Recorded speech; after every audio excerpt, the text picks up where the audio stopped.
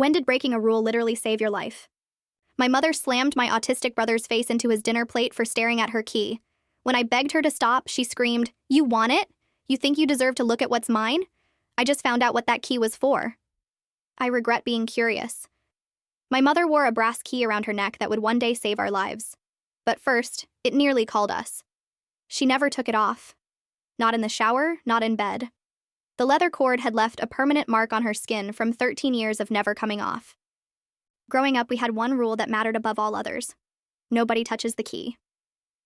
When I was 6, I asked what it opened. She held my hand over the stove burner until the skin blistered and peeled. After that, I learned to look away when she leaned down. But Charlie was 8 and had autism and couldn't remember rules like that. She caught him staring at it during dinner. His eyes followed it as it swung forward when she reached for the salt. I saw her face change. She grabbed his jaw and slammed his face into the dinner table. The crack echoed through the kid O'Reilly. Blood splattered across his mac and cheese as she did it again. "You want it?" she screamed. "You think you deserve to look at what's mine?" The emergency room doctor bought her bike accident story. They always did. Charlie came home with his jaw wired shut, and she made him write lines with his broken fingers. Anyway, the punishments in our house were specific. Hot spoons pressed into our arms for talking back. Bleach in the bathwater for impure thoughts. Stand in the corner on one foot for 6 hours if you breathe too loud. She'd touch that key before each session like she was asking at permission. By the time I turned 14, I'd mapped every lock in our house. The key didn't fit any of them. Not the basement door, not her jewelry box, not the filing cabinet. Charlie thought it was for a safety deposit box. I thought maybe it was from her childhood home. We whispered theories at night when the house was quiet. The torture got worse as we got older. She'd make us kneel on rice for hours, put bars of soap in our mouths until we threw up, lock us in the basement freezer for 30-con intervals, just enough to hurt, but not enough to cause damage anyone would notice. She was smart like that. One night, she kept Harley awake for 72 hours straight by spraying him with ice water every time his eyes closed. I listened to him sob through the walls while she laughed. Something in me snapped. We had to get out or we'd die there. That's when I started really planning. I got a job at McDonald's and hid cash in a tampon box under my bed. I researched youth shelters in other states, but minimum wage wasn't enough for 2 bus tickets and food and a place to stay. We needed more money. I found the floorboard by accident. She was at her Wednesday church meeting, and I was stealing her sleeping pills to help Charlie rest. My foot hit a loose board in her closet. Underneath was a keyhole. She knew. She always knew everything. I woke up zip, tied in the basement. 1 week down there with nothing but water and stale bread. When she finally let me out, she was smiling. "Curiosity is a waste of time," she said. "Remember that." 6 months later, she told us Charlie was too damaged to keep. Said she'd found a special facility upstate that could fix him, handle his issues better. I knew there was no facility. I'd heard her on the phone with someone asking about unmarked graves. That's when I put my plan into action. Every Friday, she drank herself stupid after hurting us. I'd been stealing her Ambient for months and grinding it into powder. That Friday, I put 20 pills in her vodka bottle. She took forever to pass out. I sat on the stairs, counting her breaths until they got deep and regular. The key had fallen forward on its cord. I lifted it off her neck so slowly it took 5 full minutes. Charlie kept watch while I ran to her room. The floorboard came up easily. I turned the key and heard the lock click open. Inside was $30,000 in cash. Our birth certificates with different names. Adam and James Henley, not Charlie and Ryan O'Reilly. Our real parents' death certificates. Police photos of a car accident. 2 bodies in the front seats. At the bottom was adoption paperwork never filed and our father's service weapon, a Glock 19 with a full clip. She wasn't our mother. She was our father's sister. She'd called them both and taken us and the survivor benefits. 9 years of checks meant for us. I stared at the gun for a long time. Part of me wanted to use it, end her like she ended them, but we weren't like her. I took the money and our real documents, left the GN and evidence for whoever found it. We caught a Greyhound to Seattle at 3 a.m. and never heard from her again until a month later when there was a knock at the door. It wasn't my mother. It was the police. Turns out she had used the GN to blow her brains out and even left a note behind. In it, she detailed how her sewers lied was all me and Charlie's fault. The officers all stood in our doorway holding official paperwork with names I hadn't heard spoken aloud in 13 years. Adam and James Henley. Charlie rocked in the corner of our small Seattle apartment, sensing danger the way he always did. His fingers tapped against his thigh in the pattern that meant he was scared. The taller officer cleared his throat and explained about the woman's sewer slide. She'd left a note. Charlie started humming our real mother's lullaby, the one from before everything went wrong. The officers exchanged a glance at the authentic detail, something they couldn't have known unless we really were who the paperwork said. My panicked response came out before I could stop it. She actually found our birth certificates. The words hung in the air, making the officers lean forward with new interest. What else might be hidden if we'd gone to such lengths to disappear? Our neighbor across the hall chose that moment to emerge, frantic about a break-in at her apartment. She needed the police immediately. The officers looked between us and her, and I had to make a choice. Help her and seem like good citizens, or stay silent and look suspicious. Charlie whispered from his corner, barely audible. She's watching. I tried to position myself between the officers and Charlie, who had crept closer despite his fear, but the shorter officer was already unfolding the sewer's lie note. He read it aloud in a flat, professional voice. Charlie started hitting himself when he heard the words, "You stole everything from me." The woman's handwriting, even described secondhand, sent chills through me. Charlie's meltdown escalated quickly. He banged his head against the wall, screaming wordlessly. The officer stepped back, one reaching for his radio. They called for backup and social services. 3 problems crashed down at once. Charlie needed his medication refill, but the prescription was under our fake names. The police wanted us for questioning, and our landlord appeared at the end of the hallway, red-faced, about noise complaints from other tenants. I scrambled to handle the landlord first, pulling out our lease to prove we were legitimate tenants. But the document showed our fake names. O'Reilly. The officer's eyes narrowed as he compared the lease to his paperwork. "But the lease says O'Reilly," he observed quietly. The sympathy that had flickered in their eyes began to fade. I admitted we were using fake names, the words tumbling out in a rush, but explaining why, without sounding completely delusional, seemed impossible. How could I tell them about the abuse, the murders, the 13 years of torture without proof? Charlie had stopped screaming but now recited information in his mechanical way when overwhelmed. Our real birthdays, social security numbers he'd memorized from those stolen documents. He knew the truth, but to the officers it must have seemed like coaching, like I drilled these facts into a vulnerable adult for some nefarious purpose. That's when I spotted it in the evidence bag the shorter officer carried. I could see the woman's jewelry. She'd kept our mother's wedding ring all these years. Through the clear plastic, I could just make out the inscription on the band. The room spun as I processed this new cruelty. The officers decided to separate us for questioning. Charlie screamed about the key as they guided him to the hallway, his words making me look even more like a manipulator who'd filled his head with fantasies. The brass key that had defined our childhood was now evidence in her death.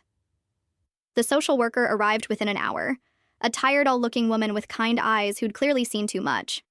She needed our medical records, but I had to explain that the woman had destroyed everything from before we were 6. Only the fake name records from her doctor remained, and those contained 13 years of detailed documentation. Every visit where she'd brought us in with injuries, every lie she'd told, every time she'd painted us as troubled, violent children who hurt themselves. Mighty. Explanation of how we'd escaped sounded exactly like the revenge fantasies documented in my therapy files. The woman had forced me to attend sessions with her friend, a therapist who wrote down everything I said and twisted it.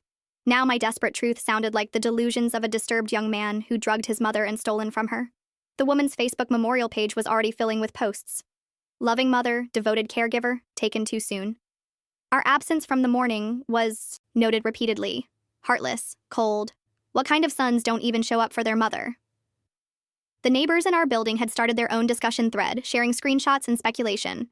I tried to show evidence on my phone, photos and recordings I'd kept just in case, but the detective who joined the investigation flagged it as obsessive documentation.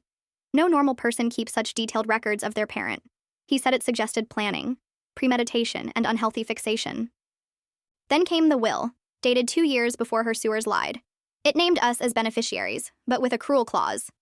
We could only inherit if we completed a reconciliation therapy program. The therapist named in the will was the woman's best friend, the same one who documented my supposed violent fantasies for years. I hadn't slept in 72 hours. The stress, the fear, the constant questions made me stumble over my words. When trying to explain the timeline of her death, I misspoke. When we called, I caught myself, but too late. When she called herself, the detective's pen scratched across his notepad. Charlie's autism advocate arrived to observe his questioning. The woman's friend had already reached her, showing years of emails where the woman expressed concern about her violent sons. She documented everything about their violence, the friend had said, producing file folders of manufactured evidence. The advocate's professional sympathy shifted to Charlie, but not in the way we needed. She saw him as a victim, all right, but a victim of me. Our Seattle neighbors had started whispering in the hallways. Those brothers who drove their mother to sewers lied. Someone had started an apartment building Facebook group to discuss the situation. Screenshots of old posts, security footage of us coming and going. Anything that could be twisted into evidence of our cruelty spread through the digital gravine. The woman had claimed Charlie attacked her the week before we left. She had hospital records from self-inflicted. Injuries dated perfectly to support her story. Photos of bruises, a split lip, scratches on her arms, all self-inflicted, but documented as assault by her own son. My only friend in Seattle worked at a tech company. I'd been planning to ask for his help, maybe crash on his couch while we figured things out. But his boss was the woman's brother who'd flown out to handle arrangements. My friend stopped responding to texts after his boss arrived. I tried to prove one of the woman's lies by accessing her medical records from when she'd claimed we'd poisoned her. But revealing how I'd gotten into the system meant admitting to violating HIAA laws. The truth made me a criminal. Every attempt to defend ourselves dug us deeper. The bodega security camera had caught us the day after her death. We'd stopped for supplies and the relief on our faces was obvious. We'd smiled, laughed even. Charlie had done his happy flapping. The footage spread through the community as proof of our cold hearts. What kind of monsters celebrate their mother's death? The woman's brother arrived at our apartment building 3 days after the police. Uncle, he insisted we call him, though we'd never met him before. He stood in our doorway with legal papers, claiming guardianship of Charlie. The woman had orchestrated one final manipulation from beyond the grave. Ostimus custody battle designed to separate us forever. The pieces fell into place as I stared at the uncle's sympathetic face. The woman had planned everything. The sewer slide note, the timing, the documentation. Even her death was one last act of control, ensuring we'd never truly escape.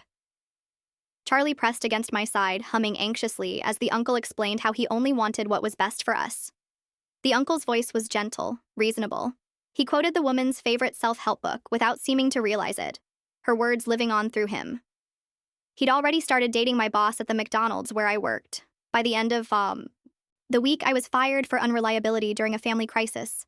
The uncle expressed such sympathy when he heard. These things happen, he said. Family comes first. The uncle and I compared memories of the same Christmas morning from years ago. His version had the woman baking cookies while we opened presents. Mine had Charlie and me locked in the basement while she entertained church friends upstairs. We both believed our memories completely. The woman had poisoned both versions of reality so thoroughly that neither of us could trust what was real anymore. My old texts surfaced in the uncle's custody filing the following week. Messages to friends where I'd vented about wanting her dead, planning to run away, fantasizing about freedom. Each message taken out of context painted me as the disturbed son she'd always claimed I was. The phrase, "I've been planning this for years," appeared highlighted in yellow on the legal documents. Charlie's first supervised visit with the uncle went better than I'd feared. When Charlie returned, he kept talking about how the uncle helped him better. The uncle didn't make him count rice grains when he made mistakes. The uncle bought him the brand of crackers he liked. Small kindnesses that felt like betrayals of everything we'd survived together. 2 weeks after the woman's death, doorbell camera footage emerged from a neighbor's system. The video showed the woman on our doorstep crying and begging us to be good boys. What the camera didn't capture was the discipline session that preceded her performance. The burns hidden under our clothes. The way she'd smiled at us through the window before ringing the bell. Family court treated my abuse allegations as textbook parental alienation. The mediator explained that children who lose a parent often create elaborate justifications for their anger. My detailed documentation became evidence of obsession rather than proof of survival. Every piece of evidence I presented got twisted into something sinister. I used the woman's passwords to access her email account before the uncle thought to change them. Hidden in her drafts folder was a memoir she'd been writing about raising disturbed boys. An agent had already expressed interest. She'd received an advanced payment. Our torture had been material for her book deal. Security footage from the public library showed the woman researching narcissistic children and when to give up on difficult kids. She'd printed articles about reactive attachment disorder and oppositional defiance, building her case against us, even as she created the very behavior she documented. My old therapist received a subpoena to testify about our sessions. The woman had sent me to her friend for mandatory therapy after each punishment. Now those sessions would be used against me. Years of twisted documentation where my anger at abuse became evidence of violent fantasies. I tried recording the uncle during our next interaction, hoping to capture his threats. My phone died mysteriously just as he began speaking. The uncle smiled at the battery notification, and I realized he'd been jamming the signal somehow. Every attempt to gather evidence failed in ways that made me look increasingly paranoid. Charlie's medication refills required a guardian's signature. The uncle used this as daily leverage, making Charlie come to him for each dose. I watched my brother's independence erode as he learned to depend on the uncle for basic needs. The system that should have protected us became another weapon. The woman's nurse friend had worked at the clinic where she'd taken us for treatment. This nurse had seen the pattern of injuries, the suspicious timing, the way the woman's stories never quite matched our wounds. But when I approached her, she chose retirement over testifying. She couldn't lose her pension over this, she explained, looking everywhere but at my face. Social media became another battlefield. The uncle posted a photo from the woman's house, casually wearing our father's distinctive watch. In the IDM background, barely visible, sat our father's cologne on the dresser. Trophies of the dead displayed like casual accessories. The uncle made his first real offer 3 weeks into the custody battle.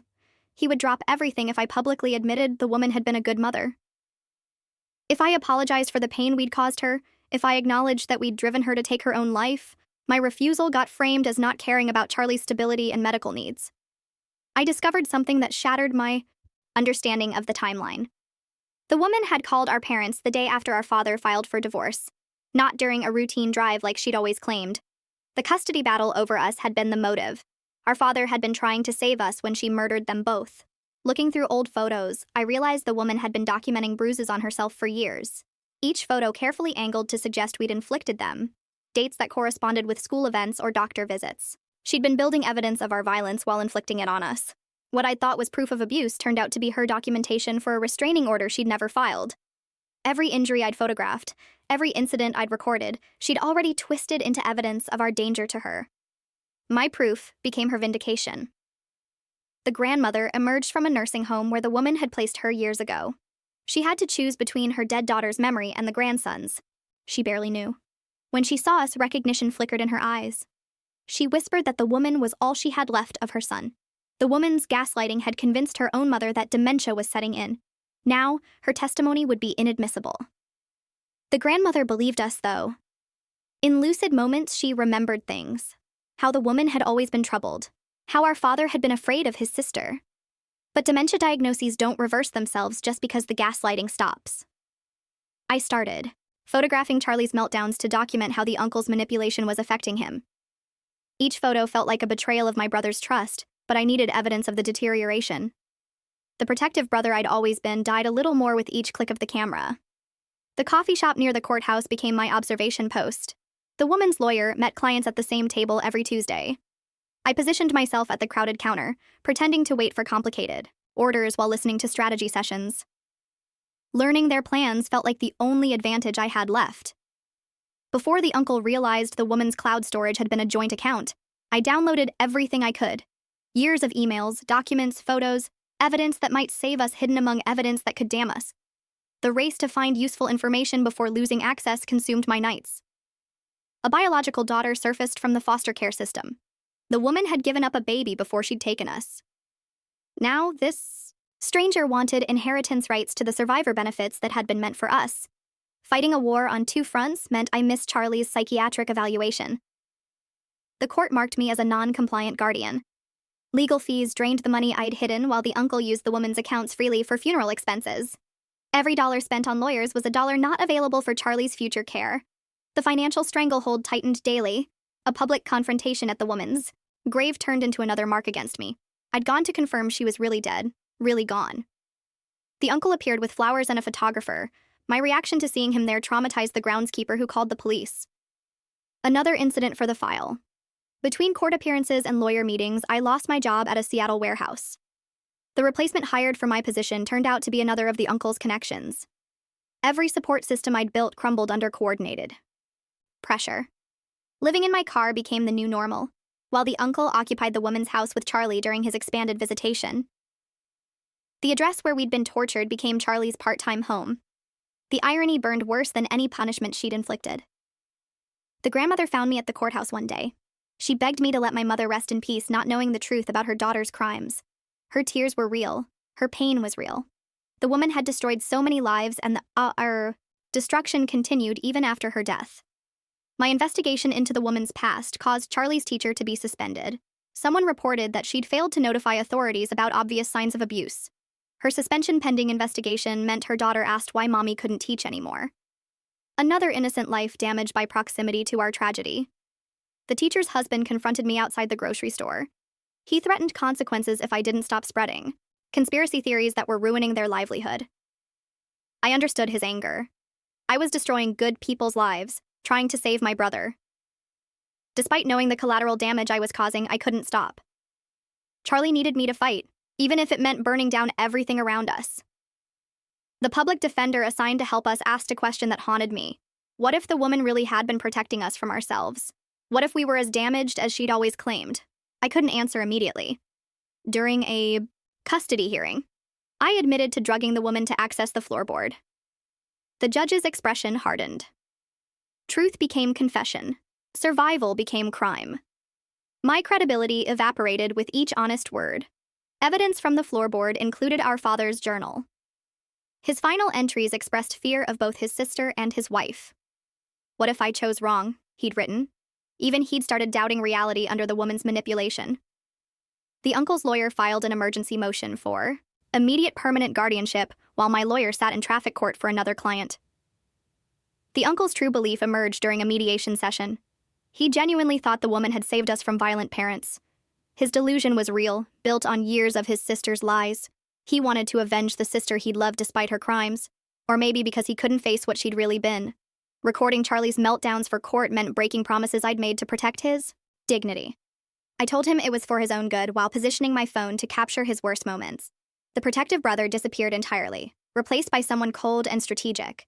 Manipulating the uncle's daughter to access his phone felt like crossing a final moral line.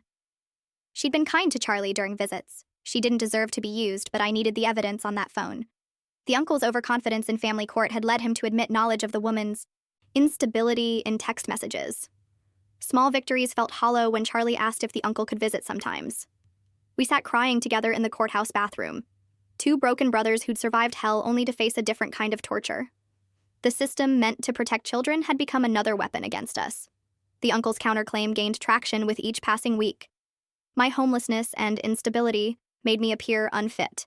His stable home and steady income looked better on paper than my car and unemployment. Truth mattered less than appearance in family court. Everything came down to the woman's original therapist's sealed records. Whatever was in those files would either damn us completely or reveal the pattern of delusion we'd lived under. The waiting felt like another form of torture. My past kindness to the uncle's daughter became leverage against me. She texted asking why I was being mean to her daddy. Her innocent question carved out what remained of my conscience. Using children to fight battles felt too much like something the woman would have done. The woman's book club and PTA friends chose sides based on donation histories and social standing. Those who'd benefited from her generosity defended her memory. Those she'd snubbed suddenly remembered odd moments that made sense in hindsight. The community split along lines of comfort versus truth. Family court's priorities became clear during a settlement conference. The judge explained that living situation mattered more than past events. Stability trumped truth. Charlie needed a home, medication, routine, not a brother living in a car fighting windmills. Desperation led me to our father's military unit roster. His brothers in arms owed combat debts that death hadn't erased. I called in his markers, begging for help from men who'd loved him.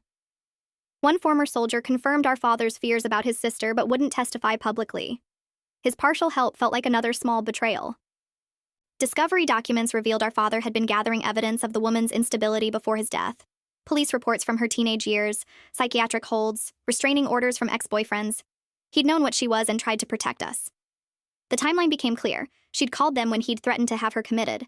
The psychiatric hold paperwork was dated the day before their murders. The storage facility smelled like dust and forgotten memories when I, finally tracked down our father's military footlocker. The manager had been reluctant to let me access it without proper documentation, but I'd convinced him by showing the death certificate and explaining about the custody battle. Inside, beneath his dress uniform and medals, I found what I'd been searching for, a cassette recorder wrapped in plastic.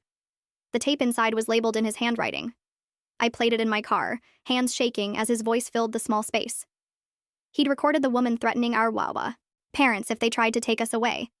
Her voice was calm, methodical, explaining exactly how she'd make it look like an accident.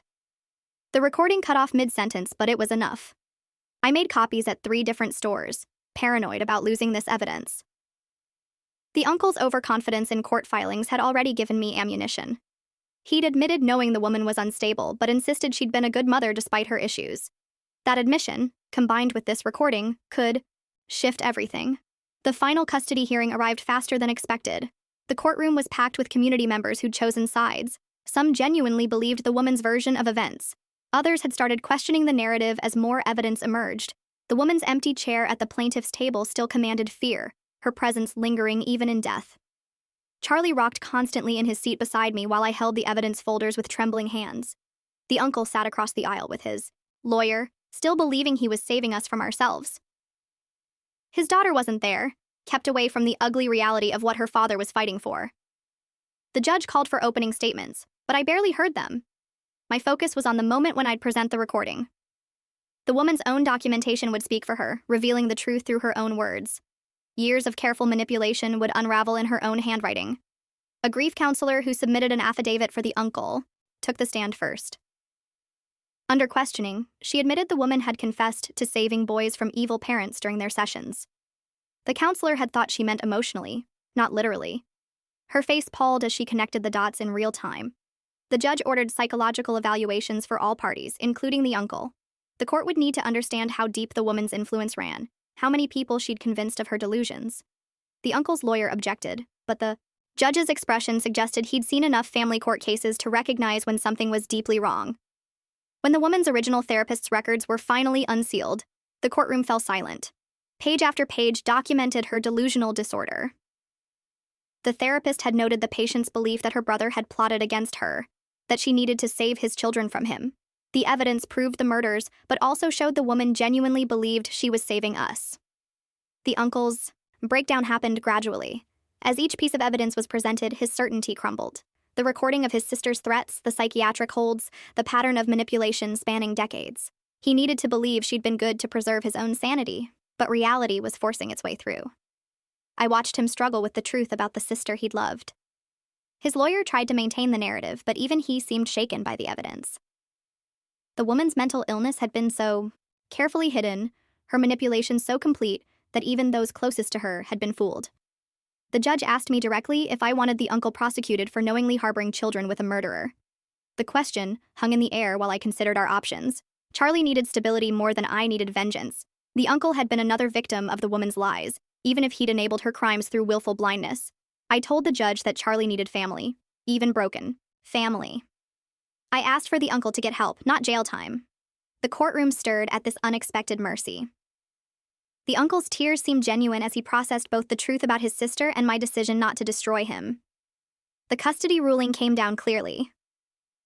I would retain full custody of Charlie, with the uncle getting supervised visitation after completing a treatment program.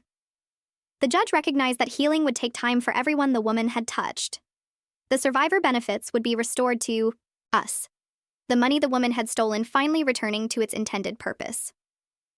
Outside the courthouse, the community divided along new lines. Those who'd suspected something was wrong felt vindicated. Those who'd enabled the woman through ignorance or comfort faced uncomfortable questions about their role. The neighborhood association would split over discussions of how they'd failed to see the signs. Charlie and I returned to Seattle that evening, scarred but together. The woman's money would become Charlie's therapy fund, ensuring he got the help he needed to process everything we'd survived. The apartment felt different somehow, lighter without the weight of constant fear and legal battles. The uncle's first supervised visit came 3 months later. He'd completed his initial treatment and seemed genuinely committed to understanding how he'd been manipulated. Charlie was cautious but willing to try. Family could be rebuilt even from the ashes of such destruction. 6 months after the custody ruling, we stood at our parents' real graves. The headstones finally bore their true names. The lies that had hidden them for so long finally corrected. Charlie held the brass key in his hand. The symbol of our captivity transformed into something else. He placed it between the 2 graves with careful precision. The key that had once locked away evidence of murder now rested with the victims. Charlie's words were simple but profound. It opens the truth now. Taba. Brass had tarnished, but its meaning had changed entirely. I realized then what justice really meant. Not revenge or punishment, but acceptance.